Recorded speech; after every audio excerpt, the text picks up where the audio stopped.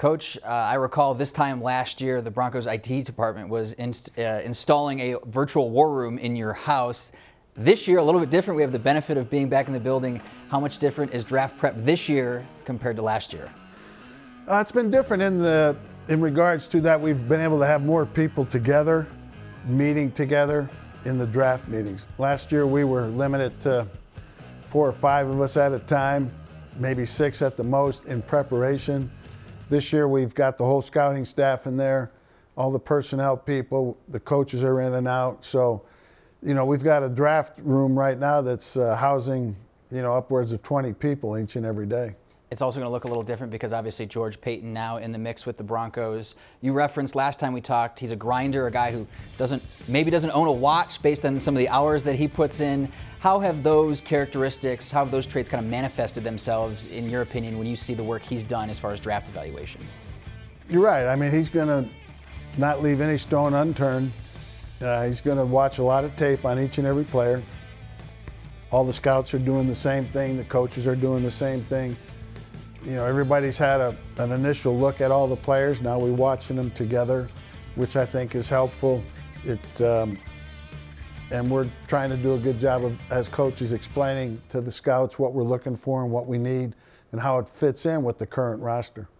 You've obviously been at this a long time. You've watched a lot of years of draft film in your career. How much do the traits or skills that you look for in each year's draft class, how much has that changed year to year? Has that been pretty consistent throughout your entire career?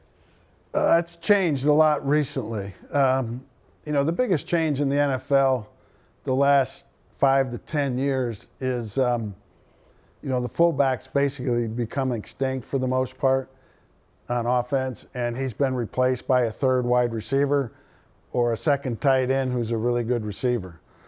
And that has changed the dynamics of what you're looking for defensively, particularly at the inside linebacker position and at the safety position. And you need more corners. So just that little change offensively has had a big effect on what you're looking for defensively.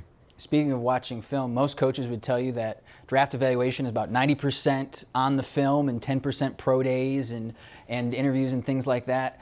But when you've got 2020 opt-outs, some guys, don't have that game film this year. You're missing that part of the evaluation. How has that presented a challenge, or how have you found to overcome some of those difficulties that this year presented? Yeah, I still think what's on tape is the most important part of any evaluation process. This is a game played with 22 guys on the field at one time.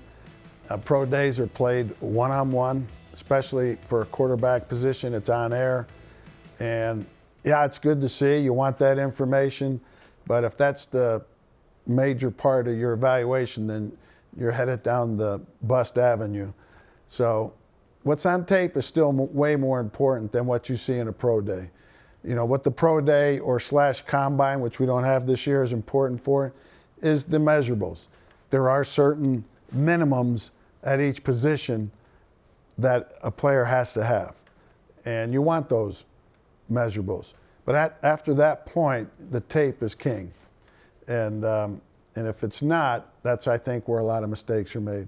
We're in phase 1 right now of virtual meetings with your team. This is a young offensive group who you referenced last time we talked. The need is to eliminate mistakes, get better, more consistent on offense. How are you and the team laying the foundation for that through these virtual meetings, during phase 1? Well, what's been good here for the first time since we've been here as a staff is the offensive players are getting to watch themselves on tape in teaching cut-ups of our own offense. And that's valuable. I mean, players can improve at this time of the year to a certain degree without even stepping foot on a practice field, just by watching themselves on tape in a teaching atmosphere. And I think that's happening right now with our offense.